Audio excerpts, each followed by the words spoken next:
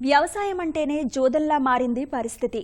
ఎప్పుడు పంట దక్కుతుందో, ఎప్పుడు పోతుందో, ధరలు దక్కుతాయో లేదో ఎవరికీ ఎరుక ఉండదు. వ్యవసాయంలో ఇంతటి అనిశ్చితికి పలు రకాల కారణాలున్నాయి. విత్తన ఎంపిక మొదలు సాగు విధానాలు, చీడపీడలు, వాతావరణ పరిస్థితులు మొదలైనవి పంటల దిగుబడులను ప్రభావితం చేస్తున్నాయి. పంటను చీడపీడలు ఆశిస్తూ నాణ్యతను, దిగుబడులను కోల్పోయేలా చేస్తుండగా ఇప్పుడు ఇతర జంతువులు కూడా దాడి చేస్తున్నాయి. వీటిలో ఎలుకలు, పక్షులు, జింకలు, ఏనుగులు, అడవి పందులు, నెమళ్లు ఉన్నాయి. వీటి నివారణ రైతులకు కత్తి మీద సామే అయ్యింది. అందుకే వీటి బారి నుంచి పంటలను రక్షించాలంటే ఒక ప్రణాళిక ప్రకారం చర్యలు చేపట్టాలి. ఈనాటి అన్నదాతలో అడవి పందుల నుంచి పంటలను కాపాడుకోవడం ఎలాగో వివరిస్తున్నారు శ్రీకాకుళం జిల్లా ఆముదాల వలస కృషి విజ్ఞాన కేంద్రం కోఆర్డినేటర్ డాక్టర్ చిన్నమనాయుడు. ఈ వ్యవసాయ పంటలకు అడవి పందుల బెడద పెరిగిపోవడంతో రైతులు చాలా ఇబ్బంది పడడం అనేది జరుగుతుంది. ఒకటి, పంట సమయంలో పంట వేసిన దగ్గర నుంచి కోత వరకు కూడా వివిధ దశల్లో ఈ అడవి పందుల సమస్య పెరిగిపోవడం, ఆ పొలాలను నాశనం చేయడం ద్వారా మరి రైతులు ఎక్కువగా ఆర్థికంగా నష్టపోవడం, పంట ఉత్పత్తిని కూడా నష్టపోవడం అనేది మరి జరుగుతుంది. ప్రధానంగా చూసుకుంటే వేరుశెనగ పంట మీద వీటి తాలూకా సమస్య ఎక్కువగా ఉంది. వేరుశెనగ ఊడలు దిగిన దగ్గర నుంచి కాయలు తయారయ్యే వరకు కూడా వివిధ దశల్లో ఈ అడవి పందులు ఎక్కువగా వచ్చి పంటను నాశనం చేయడం జరుగుతుంది.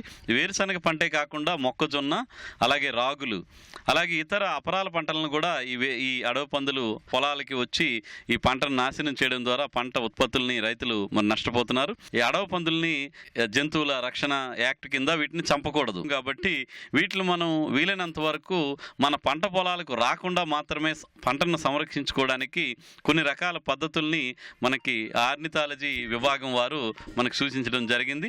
మరి అందులో కొన్ని చూసుకుంటే కనుక మనం చేసేటువంటి ఈ పద్ధతులు కూడా అవి మన పంట తాలూకు వాసనల్ని గ్రహించకుండా ఉండే విధంగా పద్ధతులు చేయాలి. కుళ్ళిన కోడిగుడ్లని మనం గనక గట్ల మీద 1 మీటర్ వెడల్పులో మనం గనక 20 ml 1 లీటర్నికి చెప్పున, అంటే దగ్గర 30 నుంచి 35 గుడ్లు కనుక మనం తీసి ఆ సొనం కనుక కలిపి పంట ఊడలు దిగే సమయం నుంచి కోత వరకు కనుక మనం ఒక 3 నుంచి 4 సార్లు పిచికారీ చేసుకోగలిగితే మనకు కొంతవరకు ఈ అడవి పందుల నుంచి రక్షించుకోగలం. ఇంకొక మార్గం ఏంటంటే ఈ 4-10G గుళికలు కానీ, కార్బోఫెరాన్ 3G గుళికలు కానీ మనం ఇసుకలో కనుక కలిపి, గుడ్డల్లో కలిపి మనం మొక్కజొన్న పొలం చుట్టూ కానీ, వేరుశెనగ పొలం చుట్టూ కానీ, లేదంటే రాగులు పొలాల చుట్టూ కానీ ప్రతి 20 మీటర్లకు ఒక కొయ్యిపాతి ఈ మిశ్రమాన్ని కనుక గుడ్డ సంచుల్లో కట్టి వేలాడదీస్తే సాయంత్రం సమయంలో పడుతున్నటువంటి చల్లదనానికి, అలాగే మంచు వాతావరణానికి తడి తగిలి ఇసుకలో కలిపిన ఈ 4-8 గుళికల నుంచి ఒక రకమైనటువంటి విష వాయువు విడుదలవుతుంది. ఆ వాసనకు కూడా వస్తున్నటువంటి అడవి పందులు ఈ పంట తాలూకు వాసనని గ్రహించలేక వేరే పొలాలకు వెళ్ళిపోవడం జరుగుతూ ఉంటుంది. అలాగే ఈ అడవి పందులు నివారణలో ఇంకొక సులువైన పద్ధతి ఏంటంటే ఈ పురికొసను, ఆముదం, గంధకం ఈ మూడింటిని కలిపినటువంటి ద్రావణంలో పురికొస ఉంటుంది. అందులో గనక ఒక 6 గంటల సేపు నాననిచ్చి ఆ తాడుని గనక కొంచెం నీడలో ఆరబెట్టిన తర్వాత మనం పొలం చుట్టూ కంచెలాగా ఒక 2 వరుసలు గనక కట్టుకుంటే ఆ తాడు కట్టిన గంధకం కూడా ఈ సూర్యరశ్మి కానీ ఎండ తగిలేటప్పుడు ఒక రకమైన వాసన వెదజల్లుతుంటుంది.